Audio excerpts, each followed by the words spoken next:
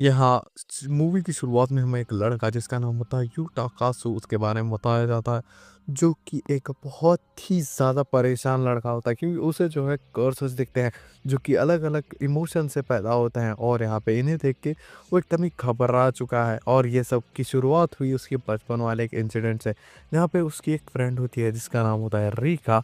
वो दोनों एक दूसरे को बहुत ही ज़्यादा पसंद करते थे और बहुत ही ज़्यादा अच्छे दोस्त भी थे।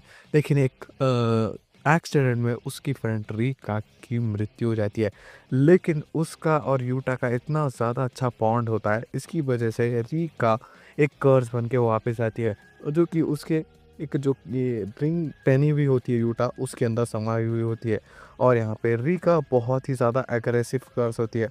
और यहाँ पे जो भी यूटा को परेशान करता है वो उसकी हालत ख़राब कर देती है। और यहाँ पे वो इतना ज़्यादा फिजिकली किसी इंसान को डैमेज कर देती है जो कि यूटा को परेशान करता है, वो ऑलमोस्ट मौत के करीब होता है।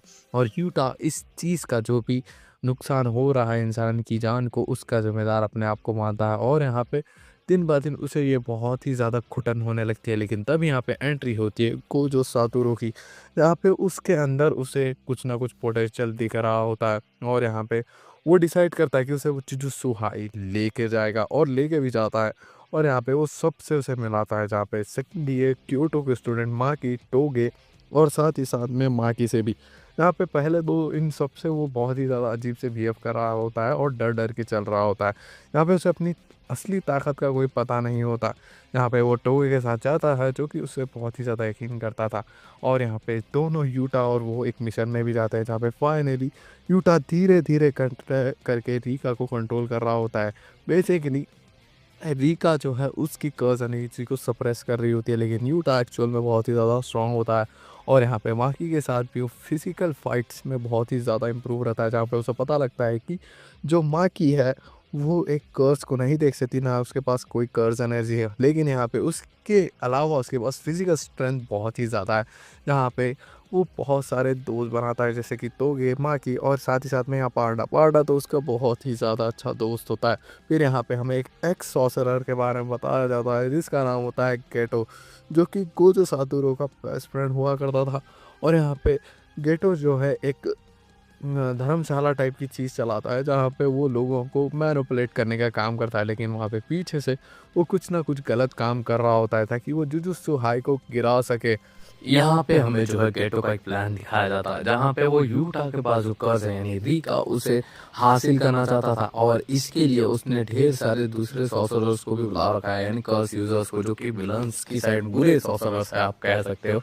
जहाँ पे वो एक 24 दिसंबर पे हर जगह जहाँ जहाँ पे क्योटो और टोक्यो में ढेर सारे कर्सर्स को अटैक करने के लिए भेज देता है, जहाँ पे सॉर्सरर हर जगह तैनात होते हैं। यहाँ पे वो धीरे धीरे करके उन कर्सर्स को हराने की कोशिश कर रहे होते हैं, जहाँ पे सारे सॉर्सर्स अब जुजुत्सु हाई में नहीं होते। यहाँ पे अब जुजुत्सु हाई में एंट्री लेता है केटो, जहाँ पे वो शुरू में जो है यूटा को मैनिपुलेट करने की कोशिश करता है। और यहाँ पे उससे जो है बहला फुसला के रीका लेने की कोशिश करता है, लेकिन इसका कोई फायदा नहीं होता था। यहाँ पे अब उससे लड़ने के लिए बाकी सारे लोग भी आ गए होंगे, माँ की, टोगे और पांडा, जहाँ पे वो तीनों से भी लड़ता है।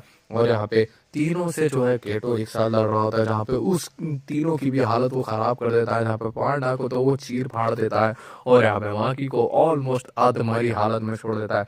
यहाँ पे अब यूटा के पास दो रास्ते हैं, या तो वो भाग जाए या तो फिर इसका सामना करे। और यहाँ पे यूटा के पास एक स्वॉर्ड भी है। यहाँ पे वो फाइनली डिसाइड करता है कि वो अपने दोस्तों की जान बचाएगा। और इस बार वो रूका को कंप्रेस नहीं करता, अब उसको अपनी पूरी पोटेंशियल के साथ इस्तेमाल करता है। जहाँ पे वो अब केटो से लड़ने के लिए तैयार था, जहाँ पे केटो भी उसे अच्छी खासी बैटल दे रहा होता है। लेकिन यहाँ पे रीका का अपर हैंड होने के बाद भी वो जो है अच्छा हैंड फाइट दे रहा होता है। लेकिन यहाँ पे यूटा बहुत ही ज़्यादा स्ट्रांग है और यहाँ पे वो केटो से भी बहुत ही ज़्यादा ताकतवर है और उसे उसने नॉक आउट कर दिया। और यहाँ पे वो अपनी अब आखिरी सांसें पे होता है केटो, तब यहाँ पे उससे मिलने के लिए गोजो आता है, जहाँ पे दोनों के बीच में थोड़ी बहुत बात होती है। यहाँ पे हमें पता लगता है कि ये दोनों दोस्त बहुत ही ज़्यादा गहरे थे। लेकिन यहाँ पे केटो ने कुछ किया, उसके बाद ये सारी चीज़ें बदल सी गई है। और यहाँ पे वो एक इंसिडेंट के बारे में भी बात कर रहे होते हैं, जो कि हमें बताया नहीं जाता।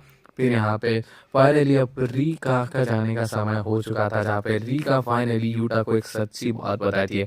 बेसिकली रीका यूटा से नहीं जुड़ी थी, यूटा ने ज़बरदस्ती रीका को छुड़वाया था। बेसिकली उसे इतना ज़्यादा दुःख था कि रीका उसे छोड़ के जा रही थी, तो उसकी जो सोल थी रीका की वो यूटा से कनेक्ट हो गई और इससे जो है यूटा बहुत ही ज़्यादा इमोशनल हो जाता है इस चीज़ से कि उसने उसकी आत्मा को पकड़ के रखा और यहाँ पे दोनों का फाइनली कन्फेशन हो जाता है, जिसकी वजह से अब रीका की जो सोल होती है वो जाने वाली होती है, जहाँ पे यूटा को वो कहती है कि अपना ख्याल रखना और यहाँ पे वो उसे माफ़ भी कर देती है और यहाँ पे रीका और यूटा का क्लोजर भी हो जाता है, जहाँ पे रीका चली जाती है और इसी के साथ ये वाली मूवी यहीं पे एंड होती है।